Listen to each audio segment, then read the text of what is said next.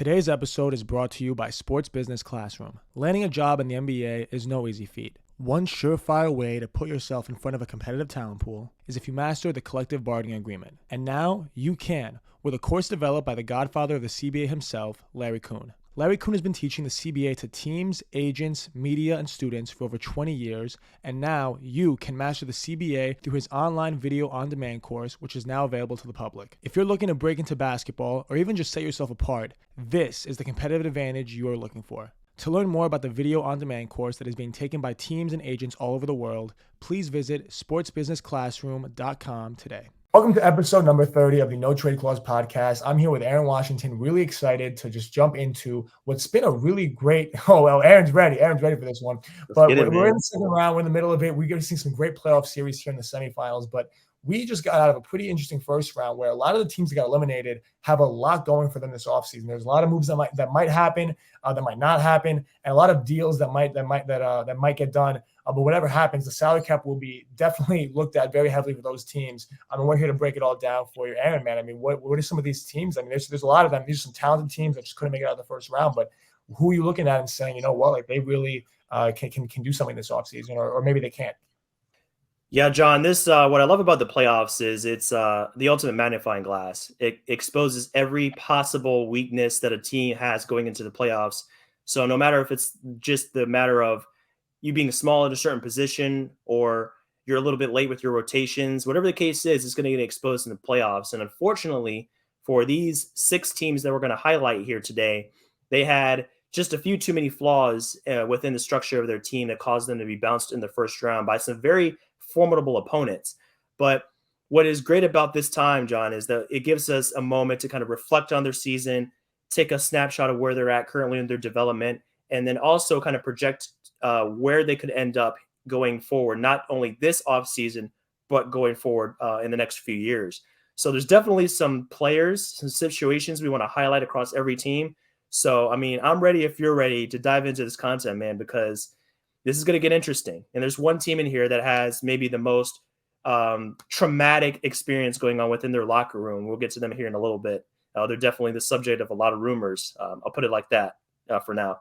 But to get started, man, we have the Windy City Bulls here, man. Chi-Town is here. And, you know, they had a pretty rough first round, to be honest. Actually, to put it plainly, they had a very rough second half of their entire season schedule.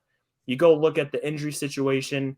Lonzo Ball missed a ton of games, and Alex Caruso also missed a ton of time for them. So it just felt like they never really got whole after the first 25 or 30 games. They constantly dealt with guys going in and out of the lineup.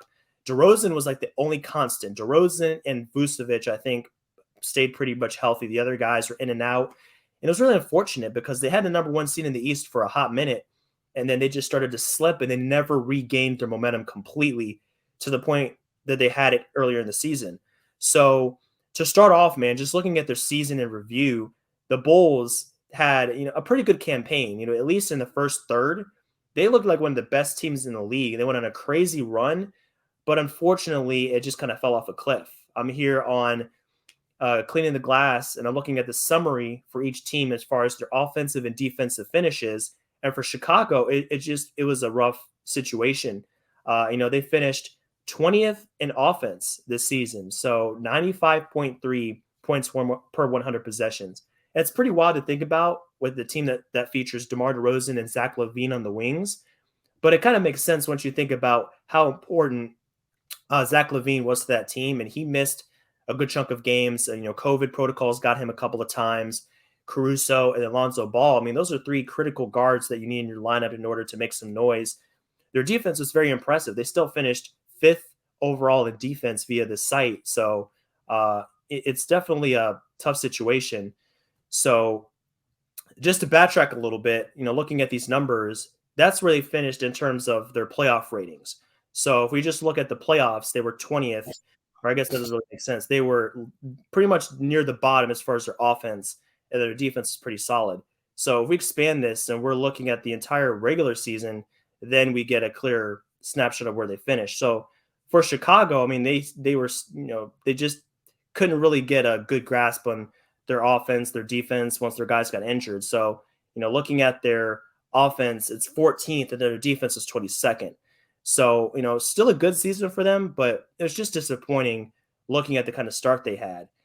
They ended up with, a final record of 46-36. Pretty good, but just not the kind of thing you wanted to see from them going into the second half of the schedule.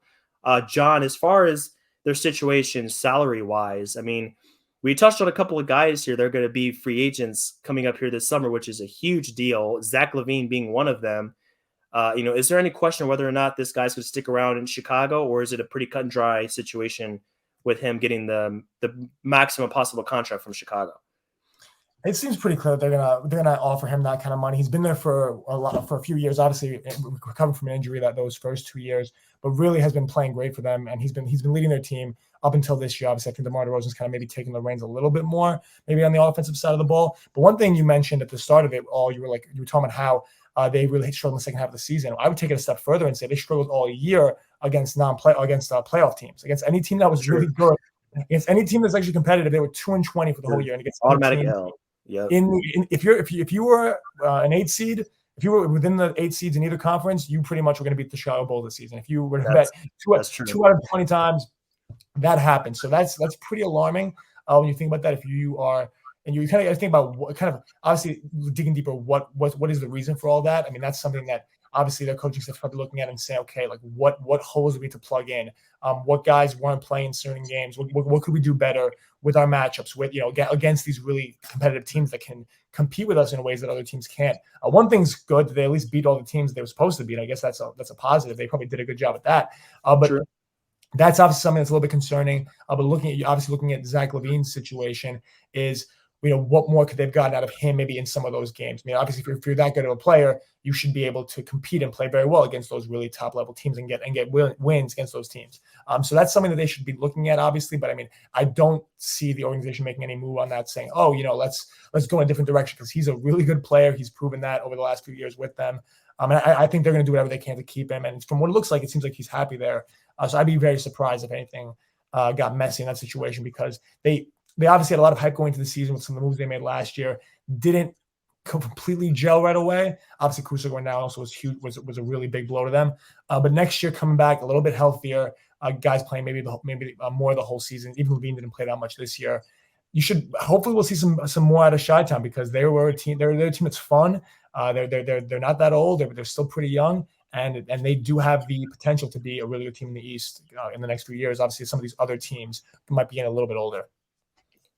True that. I mean, I think there's a lot to unpack with this team, but I mean, Zach LaVine's situation is first and foremost. That's the number one task that Chicago has to tackle in the offseason. I mean, he declined a contract extension, last offseason. So you go back to last summer, he could have signed a pretty sizable deal, but he declined it because he knew he was hitting unrestricted free agency this summer, and then that contract is going to be nice and sweet for him going to 2022. So that max contract for the Bulls is looking pretty nice. It's going to be, it's reported to be north of $200 million over 5 years.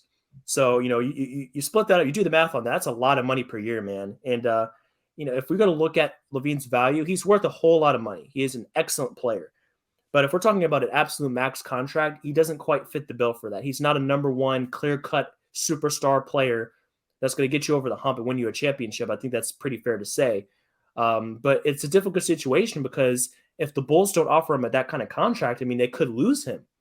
They do have full bird rights, but he's unrestricted. So if he chooses to play somewhere else, that's on him. He can fly the coop, and that's the last they see of LaVine. So it's definitely a difficult situation. It's tough with how these contracts are structured and how extensions go. So if he doesn't sign an extension and a player reaches unrestricted free agency, you're kind of stuck, honestly. You have to give the guy the max. I think it's a similar situation to where the Suns find themselves with Ayton. I mean, they have to give him the max, or it's pretty much he's gone, because some team will. So not necessarily that you give it to him because they're worth every penny. It's that you have to offer him that kind of money because someone else will, and you can't afford to lose them for nothing. So definitely a tough situation. But looking at their total roster, if you zoom out, it's definitely clear that they need good health, first of all, next season, as far as what they need to improve. But also, I mean, I'm looking at their front line. It was kind of lackluster. Patrick Williams came back from a lengthy injury absence. He did okay, but Vucevic, he's a great player, but I don't know if he's going to be able to man the front line and get you to a championship, kind of like a Brook Lopez or DeAndre Ayton or the elite centers such as Jokic and Embiid and maybe even Towns. So that's a difficult situation there. What do they need to do to upgrade this team? What are the big needs for them? That front line could use a little bit of depth. I'm not a fan of Tristan Thompson for on court and off the court reasons, if you know what I mean. But they could definitely stand to improve this roster a little bit when it comes to their front court. That's kind of the first thing that pops into my head.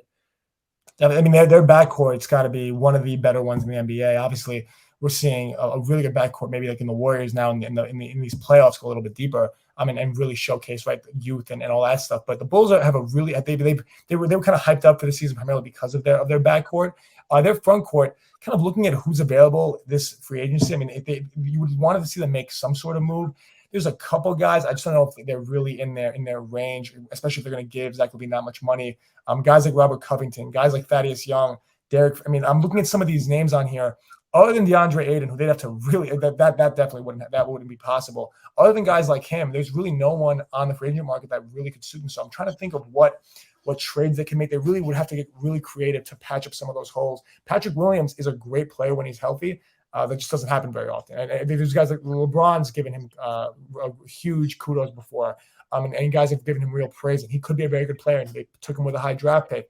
But that being said, he hasn't done it yet. And there's no guarantee he's going to do that very soon. So if I'm the Bulls, you definitely have to get a little bit creative to make something happen there. But that's probably their biggest hole is their front court. And that's got to be a big reason, too, as to why they're not really competing at a high level against these teams that – I mean, most of these teams in this league, even though we're in this era where a lot of these backcourts the threes are such a premium. Having a good front court is obviously still a necessity, and you still need to have some of that. And the Bulls just haven't. And I'm struggling to think of what ways they can do to make it better, but they're going to have to get creative, or else they'll get in that situation where it's just year after year where we have this super high scoring guard duo. Why are we getting anywhere in the playoffs? Maybe there's some other holes in this organization they have to patch up first, and we'll see if they can actually do that. 100%. It remains to be seen, man. This team definitely has a need for front court depth, but I'll tell you a team that doesn't really need that in a big way. I think Denver's okay in their front court. It's looking pretty nice. A guy named Nikola Jokic, I'm not sure if you've heard of him, but he's a pretty big deal. Single-handedly carried this team, Denver Nuggets. I mean, he gave them everything he had, man, the entire season. Props to him. He could be the 2021-22 MVP. We're still waiting on that announcement as of today. But in any case, great season for Denver when you consider the fact that they were missing two of their best three players, Jamal Murray, Michael Porter Jr. Definitely hurts to not have them in the lineup. So that held them back from being, I would say, like a top 4 seed. But they still did pretty well looking at their overall season rankings here. Denver finished with a plus 2.1 point differential, so that put them 12th. And then they were top 10 in offense, and they were about average on defense. So if we're looking at the whole picture for this team, that's not a bad finish, honestly. And, for them, they finished with 48 wins. So I think that's a testament to Jokic's greatness. They couldn't do anything near that without him being a supernova presence in the front court at the center position. So that's very impressive. And then if we zoom out a little bit and we're looking at their salary situation, definitely near the tax. Denver ducked the tax just barely this past season, or this current season, by about $850,000. That's very, very close to the tax, and they just barely managed to stay under that. And for next season, it's going to remains to be seen if they're going to try to duck it again. But we're definitely going to have to make some moves to make that happen. But that's good at least that they were able to avoid the tax with them not being a real title contender. I think that's a pretty big accomplishment, especially with a guy like Jokic on such a massive contract. Looking at their other two players, Jamal Murray is in the midst of a max contract. And this is the part that hurt, man. Michael Porter Jr. signed that extension, that max extension, pretty right there in the offseason. Barely got into the season. He gets hurt. He hurts his back. He's done the whole year. So, luckily it didn't kick in yet. That's next season. but it's just not a good sign when one of your franchise talents has an injury flare up again that hurt him in college and that actually dropped his draft stock quite a bit. You don't want to see that flare up again in the NBA because backs can be troublesome, and it sapped Dwight Howard of his athleticism when he was in Orlando towards the end of that tenure. And it's just scary for a team that invested so much money in him to see that flare up so early. So definitely a tough blow for Denver, but across the rest of the roster, I mean, they're looking good. Will Barton's still under contract. Aaron Gordon's under a contract for quite a bit, and Bones Highland has come out and shown out there at the backup guard spot. So a lot of things to like for Denver, and I think they're going to have a lot of depth going into next season, whether or not they decide to make some minor moves on the margins. When you brought up Michael Porter Jr., I mean, that's someone that popped into mind when we were thinking about, is Zach LaVine worth a max contract? Because there's been guys before that maybe haven't played a lot of games or haven't really lived up to being a max contract player that have still gotten it because of necessity. Like, right, Denver really wanted to have Michael Porter Jr. They really believed in him, and maybe he can still be that kind of player because his talent, right, when he's on, I think in the bubble he really showed out, right. If anyone remembers that, there's times when he shows flashes of, okay, he's really a max contract level player. And then you look at his basketball reference page and you see that he's played 125 games since being drafted. And you're like, oh, this is kind of a little bit alone. Whether it's missing his whole rookie season, playing 9 games this year, he really just hasn't been able to find a way to get on the court. And that's obviously, right, such an important part of building a high-level team is, right, not just having guys that are talented on your roster on paper, but obviously, right, guys that can actually be on the court and help this team win. And he hasn't done a lot of that. That's obviously got to be concerning for Denver, being that they put up so much of their cap space towards a guy like him. To not even see it on the court is pretty alarming. But there's a couple guys here, right, that this season will be unrestricted free agents. I'm looking at Austin Rivers. I'm looking at Bryn Forbes. Those are guys that, right, aren't jumping off the page. They're not really going to start for you or anything like that, but they're going to give you some solid minutes. They did this season. And Denver's got to think about what they're going to do with those guys, because if Michael Porter Jr. is not playing and Jamal Murray, right, hopefully next year, he's coming back and he's 100, he's able to recover from his injury properly, you're still going to need a solid bench there to make up for some of that lack of, right, really consistent guard play or small forward play. So hopefully they're able to re-sign those guys because they're on some pretty small contracts and they can still maneuver being under the tax, like you said. But to really make this work, they might have to go over the tax, and we'll see if that's something they're able to do well, and in a smart, strategic way to really make sure that they're putting together a team that's actually really competitive. For sure, man, and they're going to have to be a little more strategic in how they go about building this roster from here on out, because now you have 3 max contracts on this team as of next season. So now you're looking at Jokic, Murray, and Porter Jr. all making north of $30 million. So that definitely puts the clamps on your books a little bit. And you go out to next season, you look at their space. I mean, there is no space. There's no more ducking the tax. I think that's why they made it a point to do it this season, because there's such a thing called as the repeater tax. Once you're paying that tax, multiple years, once you get out 2 and 3 years of paying that, and then the penalties get more and more extreme. And they saw that in the distance, and they said to themselves, let's go ahead and duck the tax this year while we still can, before Porter gets into that $30 million range and just hamstrings their books for the foreseeable future. But that's talking about the max salaries. Let's look at the small salaries. I mean, I see DeMarcus Cousins on their books. It was the rest of the season contract. So he only made about $430,000 for them. At least that was on their books. And he's unrestricted. That he played pretty well in the playoffs, and he had a pretty solid season, I think, low key for Denver. So maybe they go about re-signing him to a nice little vet minimum and bringing him back for next season. That's a move I would think about making if I'm Denver and I wanted to kind of fortify my back end depth, because you can never be too sure with who you have behind Jokic. Sometimes it seems like it's not necessary, but as the playoffs have shown, it's never a bad thing to have too much depth. So Cousins is a name I'm looking at as a guy that might be brought back, because I think he's earned another deal with this team because of how well he played behind Jokic when Jokic was banged up or he was in foul trouble or he missed a game for whatever reason. Definitely. And that's another guy, right, coming back from a pretty devastating injury, right? But I mean, a couple of these guys on Denver have those issues, but he's been able to come back pretty well and obviously still give really good minutes when needed. And that's something, right, that every team at that level, you can get a contract like that, is important. So for Denver, it's going to be important to really fill their bench with guys that they can actually play and that they can actually give them good minutes. when they really need it. And other teams, when thinking about teams that just are littered with guys that really are ready to go at all times. I mean, I think about the Raptors only because I just think about a team just full of guys that come out of nowhere that are really like. I mean, Masai was done a great job. I think I saw a tweet earlier today about the in terms of not just their success this past year. I think actually Neil retweeted it. That's definitely how I saw it. But not just the success in recent years, but also just the amount of draft picks they've turned to have really high upside. And that's something that just when you think about teams really striking gold and don't need to necessarily have to have a lot of superstars on them.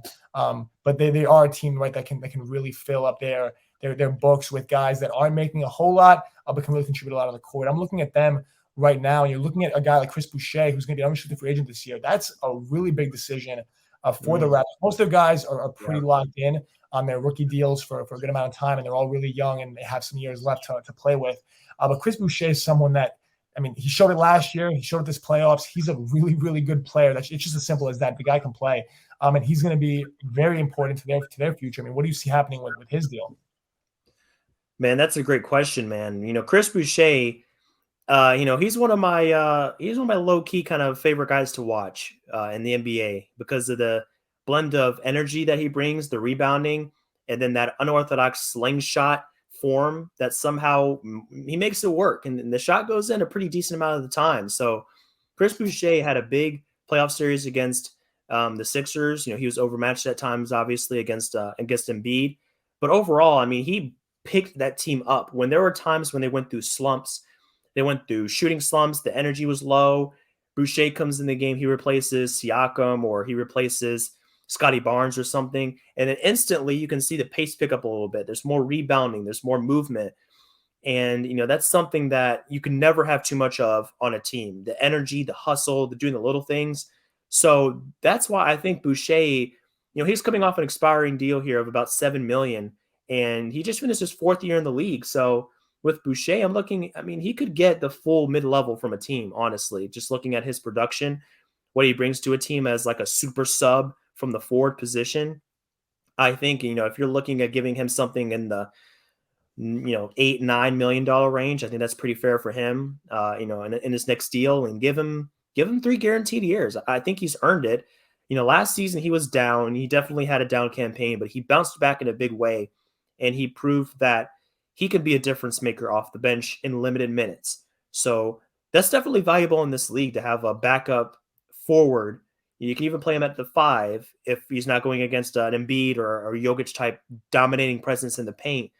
That's very impressive from a guy like Boucher. That's, he's built like that. You wouldn't expect that from a guy that's so thin, but he goes out there and he plays bigger than his size would indicate. So I'm a fan of Boucher, so that's worth keeping an eye on.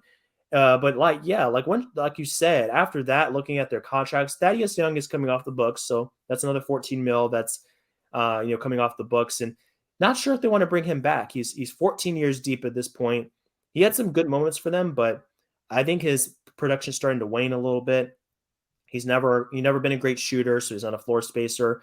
He's a good facilitator still, but I think there's some holes in this game that are getting worse as he gets older. The defense is not going to be there as it once was as he gets older. So if he does get brought back, I think he definitely sees a pay cut from that 14 mil that he made this season. But from a flexibility standpoint, I like the Raptors situation with definitely some space opening up for them. They can open up, it looks like about $7 million in cap space, and they're definitely way under the tax.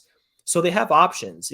Siakam makes a lot, Van Vliet makes a lot, but they do have some mid-tier contracts. So, if the Raptors do want to make some moves, Gary Trent, OG, definitely some options. If they want to re-sign Boucher and then use him later on as a contract filler, Birch, I think that's another option. I think they keep Precious around for a while. I think they really like him, but they have options, and that's the great thing about Toronto. And their GM, Masai, is such a great, just a great mind, and I expect him to make some really savvy moves in the offseason. Even though they're not going to have a lot of cap, they have some assets, so I like that. That's in their favor, and they could make some noise this offseason. I wouldn't put it past them to put up a minor blockbuster deal, in that sense. So excited to see where they go from here and how they kind of approach next season, because they were a mid-tier playoff team. They're not that far from being a contender. They just need a couple more pieces, and they're back in that stratosphere as they were just a few years ago.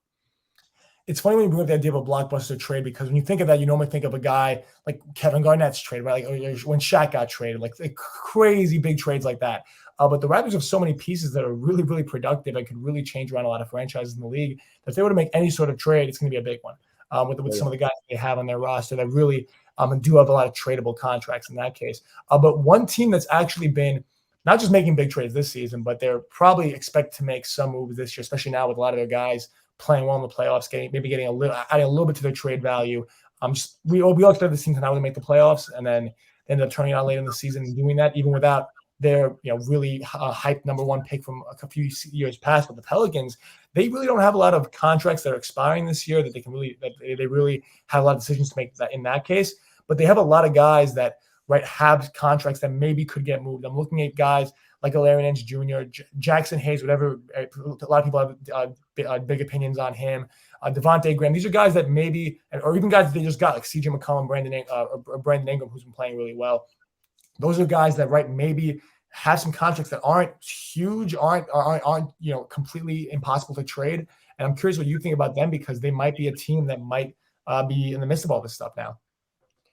Man, what a story the Pelicans were this past season here. I mean, they started off just awful, and they turned around in a big way. They went from 3-16. They ended up with a final record of 36-46, which on the surface doesn't seem all that great. You say to yourself, okay, they won 44% of their games. They were under 500. But considering where they started from, they started as maybe the worst team in the league. They got themselves up to an 8th seed, which came as a result of 2 play-in wins before that against 2 pretty good teams. I think there's a lot to be said about how New Orleans finished the season. And you never want to start strong and end poorly. You want the opposite between those two options there. You want to start slow and then give yourself a chance to build up momentum, because that's what happened with them. They built momentum off the CJ McCollum trade and Brandon Ingram upping his play. And they, Herb Jones making his impact, and they rode that into the playoffs, and they gave the Suns a scare, a legitimate scare. So, I mean, they finished, around the bottom third of the league in offense and defense, but it's still, you have to look at where they started from. They started at the bottom of the league. So the fact that they got themselves up to a respectable rank in offense and defense, I think there's a lot to be said about that. So I say that the Pelicans had a very successful season without Zion Williamson. We forget sometimes, like, Zion averaged 27 points a game last season on 50% shooting from the field. Actually, I think it's more like 60%. Yeah. So if we're looking at that, man, I mean, that's just insanity from a guy that's played maybe 100 career games. Like, that's wild to me that he has that little experience and he had that big of an impact. So if he comes back and he joins this team as they're constructed, maybe they make minor moves, but they keep Herb Jones, they keep Alvarado, who we just talked about a little bit earlier, Brandon, CJ, those guys are still in their prime. Like, man, they have a great squad here.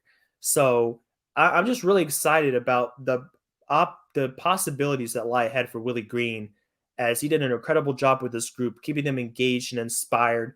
He got them to not let go of the rope. That's a hard thing to do in the NBA, is to stay strong and hold firm to just playing hard and having good energy and good body language, because like when you start sliding, like that can snowball. But they righted the ship and got everything back right. So as far as free agents for this team coming up here, looking at their books, not a lot stands out. I mean, you have Tony Snell, who is on a minimum deal coming up on unrestricted free agency. They paid out about $132 million in salary for 21-22, which put them about $3 million under the tax. So, I mean, they were close to the tax. They were almost a tax team this season. But for next season, I see one non-guaranteed contract, John. Who is that non-guaranteed contract for 22-23? I didn't want to say it to start. I didn't want to spoil the surprise for our listeners. It is the legend, a New York native, Jose Alvarado. No, that's actually incorrect, John. His correct name is Grand Theft Alvarado. I had to point that out here real quick. So just want to make sure we're on the same page.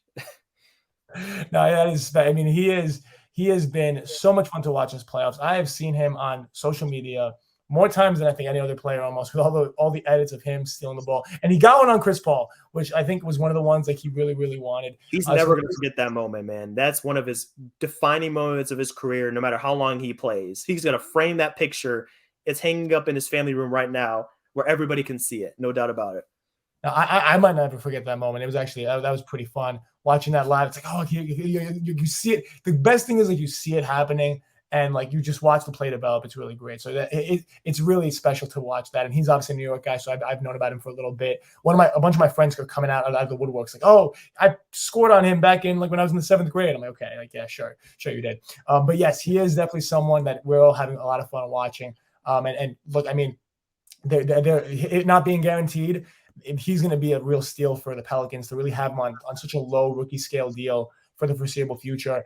That's big for them. And obviously like, they have a lot going there now with I mean, we were talking before about how many other guys they have. I left him out of there because I would never even think about them trading such a special talent. Obviously, we can have all our fun here that we want, but it's a cool thing about how they really, for a team that at the beginning of the season, not just that they were losing games, but with Zion not playing, they were really, I don't want to say marred in controversy, but it was always like a touchy subject. It was like, okay, like, you know, it always winced when you thought about the Pelicans and their situation. And now you're looking at them and you know what, like they really have some contracts here that are really, really positive for them. So I mean, look, they get Zion back next year. He's the player he's supposed to be, or even close to that. They can be really, really special. That's really all I have to say because they really turned it around. Now, this next team we're going to talk about, they might be the opposite where they look good in the regular season. They've been looking good for a while, and I don't know how that might go into this offseason next season. I don't know if you want to introduce these guys. They might take us a while to get through. They're a lot of stuff to say here. Oh boy, yeah. I guess we can go ahead and introduce these guys. Jazz fans are covering their eyes and ears right now because they don't want to go into this offseason. You know, offseason is going to bring a lot of pain. I think it's going to bring a lot of changes for this team. The Utah Jazz are in a spot where they had another just very disappointing playoff run, and losses bring about change in the NBA. In any sport, if you have continued stretches of not necessarily being a bad team, but you underperform. I mean, this team was built to win. It wasn't built to win the regular season or get the 50, 60 wins to which we've seen them achieve in the past few years. It was built to compete for a championship. And they haven't really come close. They haven't even sniffed the conference finals in the past 3 years. So it's going to be about that time to blow it up, unfortunately. They have some major contracts on their books. Gobert and Mitchell at the top. Gobert at $35 million, Mitchell at $28 million. Definitely deep into the luxury tax. They were $11 million over the tax line. So, I mean, that's a lot of money to pay for a team that's not competing for a championship. A team that lost in the first round, not going to get it done. So I'm looking at I think their entire roster is up for grabs right now. I don't think there's a single player on this roster that's untouchable. Even Donovan Mitchell. I think that, I mean, it would be absurd for them to trade him. I really do think so, because they just extended him last year, gave him that max deal. So it would be wild to see, or I think actually it was 2 years ago that they extended him. But for Mitchell, I mean, seeing him moved would be crazy because he's such a young player. So I would say he has the lowest % chance of being moved. But after that, I mean, I think Gobert is very likely to be moved. They just have to find a team willing to send back enough matching salary because he is making $35 million. I mean, that's serious money, man. We're talking about a really legitimate maximum deal. So for next season and beyond, I mean, they have to really look themselves in the eye and say, like, where are they trying to go? They have to fortify that defense. That perimeter defense has to be better. But the challenge is, how do you fortify that while still maintaining that kind of paint presence, the paint defense that they got from the past few years, having Gobert in the middle? So that's where it gets tricky for them. They don't have a lot of young talent on this team. I mean, there's Jared Butler, who has some decent upside. Alexander Walker, I'm not really sure where he goes from here. He had a pretty terrible season in New Orleans, and then he didn't play basically at all once he got traded to the Jazz. And then after that, it's, Hernan Gomez with 5 years experience, Royce O'Neal with 4. And then everybody else, you're looking at 7, 9, 10 years of experience. So, I mean, there's a lot of veterans on this team. We don't talk about this enough, John. I mean, this team is old. Like, they're one of the top 3 teams in terms of average age in the league. Like, there's not a lot more. They're capped out. There's no more room left to grow for this team. So, yes, they had a pretty good year in terms of the record. I mean, they finished 49 wins. They were a pretty good team in terms of offense and defense. They finished with the best offense in the league, ninth in defense, but they can never really find a good balance. It was either their offense was bad, defense was elite. You show up the offense, the defense goes down. So they couldn't really find a balance. So that's unfortunate.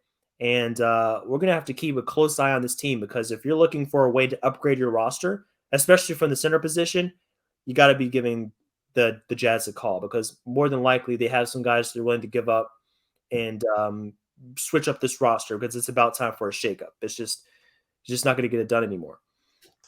Before what I'm about to say, you mentioned at the beginning how Jazz fans maybe cover their eyes and ears. For those that are still listening, I mean, they really might. I don't know what they'll do when I say what I'm about to say, because you were talking about that thing. I mean, like, there's a lot of change happening in Utah. I would think that American Express is going to really lose a lot of money on their jersey assurance program. That's what it sounds like. That's what it sounds like at this point. I'm sorry for these Jazz fans, but I looked up that when you mentioned the average age, I had to look it up and see what it was, because I was curious. I'm like, you know what? They really must be up there. They're third behind the Lakers and the Nets. The Lakers are at 30, which is that alone is crazy. But the Jazz and Nets both are at 28.1. And really, there's a few other teams in the 27s, but most teams aren't there. Like, the league average is 26, with a lot of teams like in the 20. Like, all the teams, like, you're really excited about in the 24, 25 range. And then the teams above that, those are the teams that are maybe looking to make some moves, or they're really competing. And the Jazz just aren't doing either one of those things. They're not really competing. Maybe they are, maybe a little underperforming. And that's kind of what you're looking at this team like, really seeing so many guys that, how does it all fit together? Donovan Mitchell is someone that, I mean, it's kind of crazy him getting traded, but if they lose him for nothing when he's a free agent, then that might be even worse almost, or if he's really serious about getting moved. He was at the Mets game that I was at a couple nights ago, and he was always in the Jumbotron because everyone's like cheering, like, oh, he's coming to the Knicks, whatever that might look like. I mean, it's again, man. I think it's going to end up poorly for them, as it usually does. I'm sorry to say it. You were right. You were right. But I mean, that's what happened. I'm reporting what I'm seeing, because that's what either New York is feeling, or that's what he's doing. He's going to all these games, and people are thinking about this stuff. Oh, is Julius Randle going to the game to talk to get him to come to the Knicks? Whatever that might look like. That's what the rumblings are. And if that is the case, what does Utah do to combat that? Either they convince him to stay, which, if it's on the basketball court, they haven't really done a good job of doing that, because that's not going to really convince him very well. Or it's going to be by maybe giving up completely and saying, you know what, we really can't convince you to stay. Let's either make a move to appease you, or let's make a move to put you in a better situation and also get us in a situation that we're comfortable with once you moved on, and to keep us relevant for the next few years, because they've been relevant recently, especially in the regular season, having the best record last year and always being competitive, and really making, maybe they'll make the second round, maybe they'll make the conference finals, maybe, and it doesn't happen. But the way they are looking right now, American Express, it is a sad day.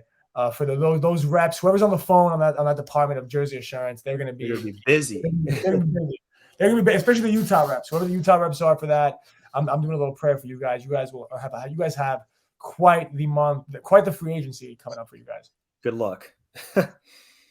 Yeah, that's definitely a rough situation, man. I mean, there's a lot of drama around this team. We've heard rumblings about trading Gobert and Mitchell. I mean, it seems like for 2 years now it's been in the news. So, I mean, I think the loss just kind of put it over the top, and I don't think they really have a great working relationship. I think they make it work. I think about like Shaq and Kobe. Like, I don't think Shaq and Kobe loved each other. I don't think they were best friends, but you're in a position to win. You make it work the best you can. It's like, okay, let's just be civilized. Let's be mature. Let's go about our business and win some games. But I think it's to the point where it's like, you kind of have to make something happen. You have to make a change. And, looking at the third highest paid player on this team, Mike Conley, that's a tough situation. You look at his playoff series. I mean, he was just awful, to put it plainly. And he's making $21 million. He has one guaranteed year left on his deal before he hits a non-guaranteed year in 23. So, yeah, I mean, you could trade him, but you're probably going to lose assets, or you're going to be making an imbalanced trade. If you trade him, maybe you attach a pick or something to him, because I don't think there's any other team that would want a guy that's declining at that rate, making $20 million a season. So it's unfortunate. So maybe after the big two, their next biggest trade piece is Jordan Clarkson, former sixth man of the year. Bogdanovich is another option. So, I mean, they have solid sized contracts to move. It's just about convincing another team out there in the league that they really need that player. I mean, that's the challenge for Utah. And I'm not sure how they go about doing that. They're going to have to be real creative if they want to maintain the level of competitiveness that they've been at. I'm just not sure if they're going to be able to find a balance between getting Gobert out of there or whoever, and then staying as good as they are, or even getting better. That's going to be a easier said than done mission for the Jazz.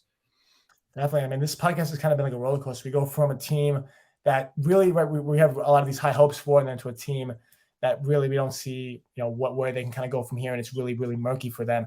But this next team, the Timberwolves, I'm pretty excited for them. I mean, look, everyone can make fun of them all they want for how they celebrated getting the 7th seed and winning the playing game. But honestly, that's the heart they had. They're a young team. I mean, everyone was killing Carlton Towns when he he's waving goodbye like he's Kobe, like as if like he's whatever. But I mean, that's all good fun. When I saw that in the show, I gave a little, I laughed because like you see it. But that's the emotion you want out of guys. I mean, it goes.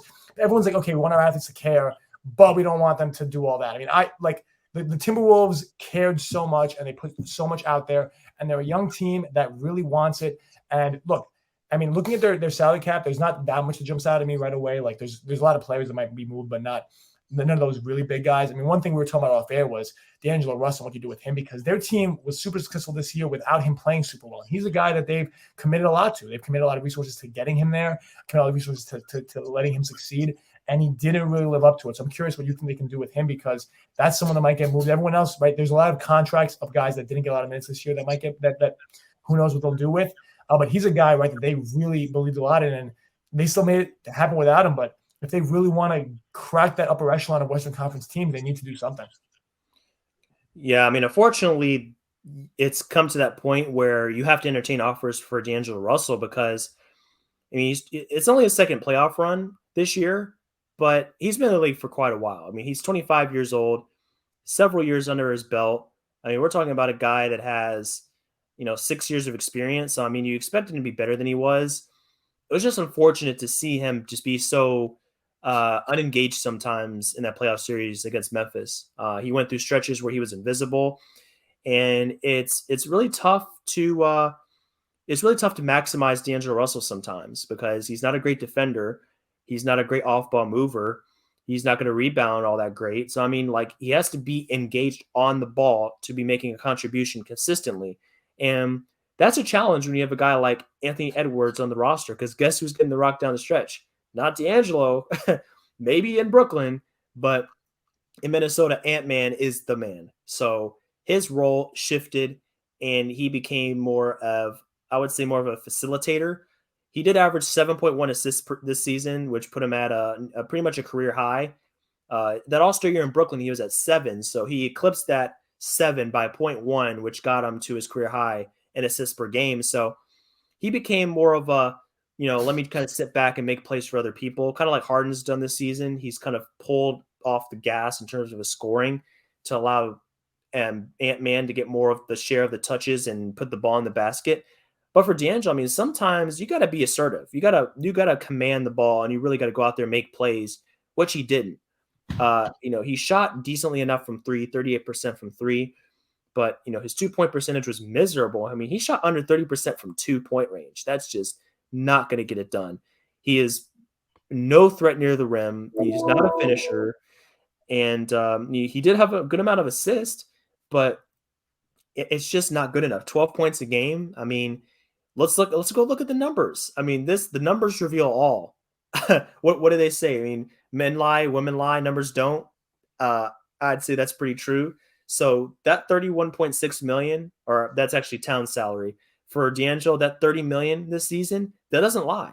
That's $30 million. So I expect more from you in the playoffs than to shoot 29% from 2 and average 12 points a game. It's just not really enough for that kind of salary. And luckily for the Wolves, this could work in their favor. He's an expiring contract next year, so he makes 31 mil, but then he's a free agent. So I think his value is a little bit higher than if he had 2 or 3 years left on this deal, which is a good thing to see for him. What's also good, what's good about this season, how it ended, is they didn't pay the tax. Like when you don't pay the tax, just go ask the Nuggets. That's always a great thing. So they finished 785,000 under the tax, which is a very small amount, but they made it happen. Now for next season, I mean, it depends on what they want to do, because as of now, with the salaries they have on their books, they're 26 million under the tax. So they could find themselves under the tax, especially if they trade D'Angelo for a smaller salary, which they could do. So I think that kind of also relates to that big need that they have. I think they need more of a steady presence at the point guard spot going into next season. So I think that's one of their biggest needs. They need to address that in a trade. I don't know how you're feeling about, what they need to take care of in free agency, but I think they need a more consistent player, someone that puts some kind of pressure on the rim at the point guard spot, especially in today's NBA. You're going to get exposed in the playoffs, and a guy named John Morant doesn't have that problem. So hopefully the Wolves can address that here in free agency or via trade. It's fun talking about a team like this because, I mean, a lot of these young teams, we look at them and we go, okay, well, they're young and let's see what happens. But there's just so much work that has to be done to get them to wherever they need to be, right? It's not just, okay, they're young, let's just wait. It's not just a waiting game. There's actually moves that have to be made and a lot of decisions that have to be made with that. One thing the Timberwolves have going for them is, it's funny, like we're talking about all these teams and their outlook. So, I mean, we do have to pull up just the average age thing is kind of a fun metric, but they're the third youngest team in the league by a pretty good margin in terms of between the fourth, fifth, and all those other teams. But the Grizzlies and Thunder are ahead of them by 0.1 each. It's 24.1 for the Thunder, 24.2 for the Grizzlies, and 24.3 for the Minnesota Timberwolves. So we're looking at a team that's super, super young. And this guy, and the Grizzlies are obviously playing at a super high level and really might be a sleeper team to really. I mean, think about it. If you said at the beginning of the season they'd make it to the conference finals, everyone would have kind of laughed at you. The Grizzlies in the conference finals with who? With Desmond Bane with a wingspan shorter than his height? Like, are you kidding me? but they're doing it, right? And like that's a team of Timberwolves. Who's stopping them with a team this young from doing it again next year? You mentioned, right? I mean, what can they do? Is D'Angelo Russell that point guard that's going to take them there? Doesn't look like it after this year. And you're saying someone that can get some more pressure on the rim. John Morant would be nice for them. I'm not going to lie. That would be pretty solid, but that's not happening anytime soon. So with that being the case, who can they really look at? I'm not too sure who it would be, whether it's through trade or free agency. The free agency market doesn't scream that to me. And the Timberwolves only they could really make. I don't know what kind of push they'd make in that market to get someone that's at that level to get them over the hump like that. Obviously, right, if let's say they do something with D'Angelo Russell's contract, that's kind of where I see more of that happening, where they're able to move him a little bit and get someone back that, whether it's picks or whether it's really just a player at that level that can maybe play a little bit differently, play a little bit better next to Cat.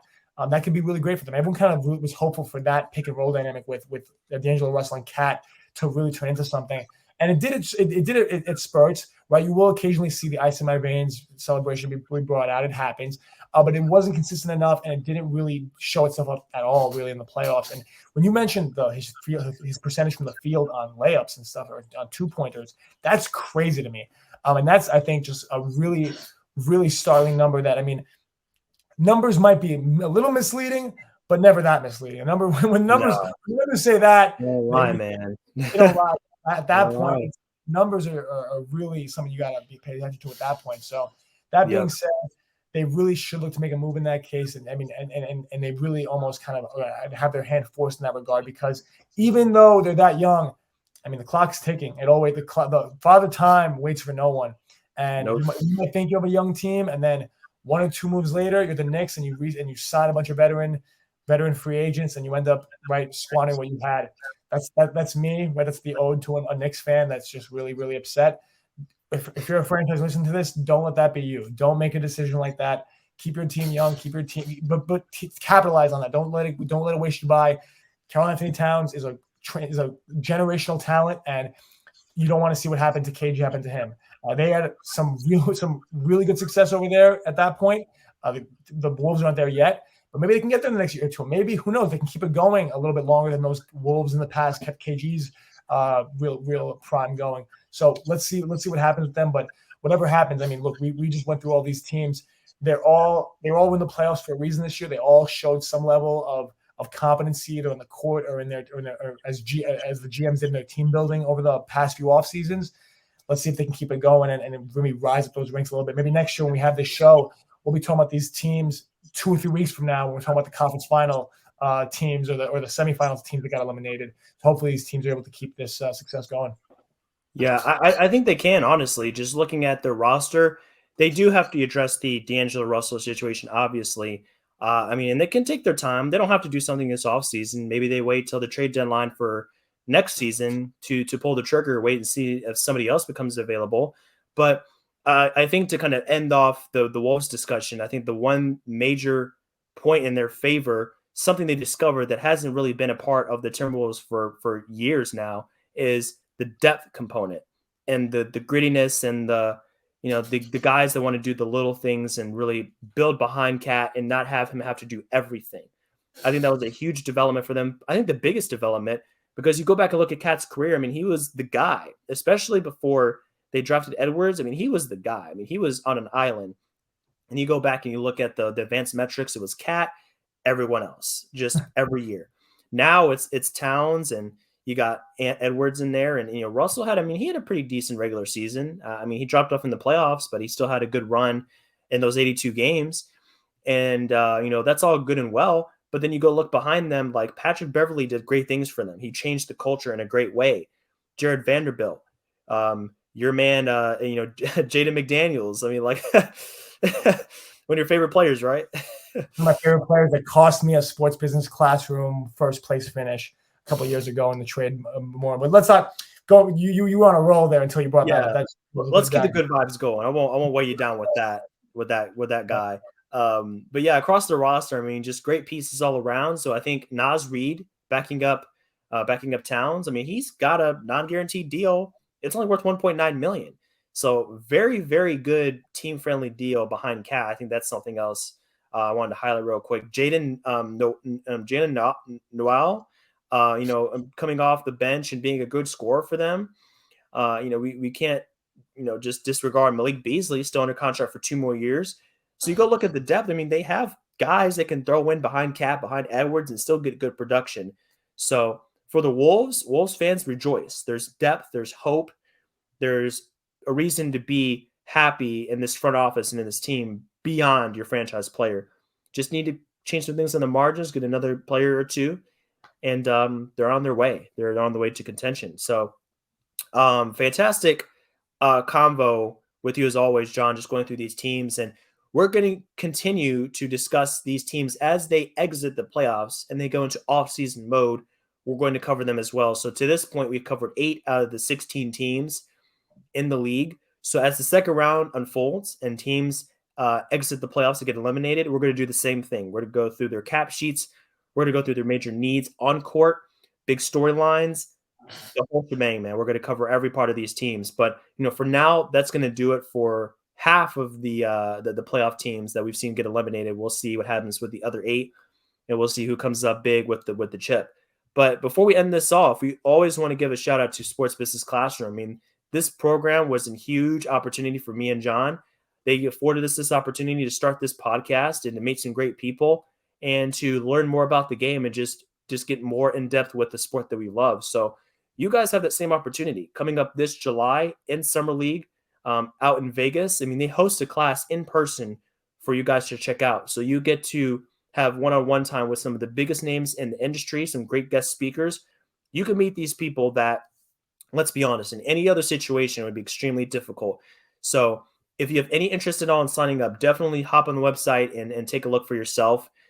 We can both say that the experience is well worth the time and money. And if you're looking to get your foot in the door to the professional basketball world, or really just sports in general, fantastic opportunity. Don't pass it up. Take advantage. You won't regret it. You're going to have a great time. So we'll be out there. We're going to be having a great time. We're going to be marketing this website. And we hope to meet some of you out there in Vegas here in just a few short months. But that's going to do it for our 30th installment of NTC. It's kind of crazy that it's been 30 installments already, but we're just getting started, and we hope that there's another 300 more installments after this one. So stay close and join us as we go through the rest of these playoffs. We're going to hit these teams hard, and we're going to keep bringing you more in-depth coverage as we go through the playoffs and into the offseason. So you guys take care. Have a great rest of your day, and we'll see you here on the next installment of NTC.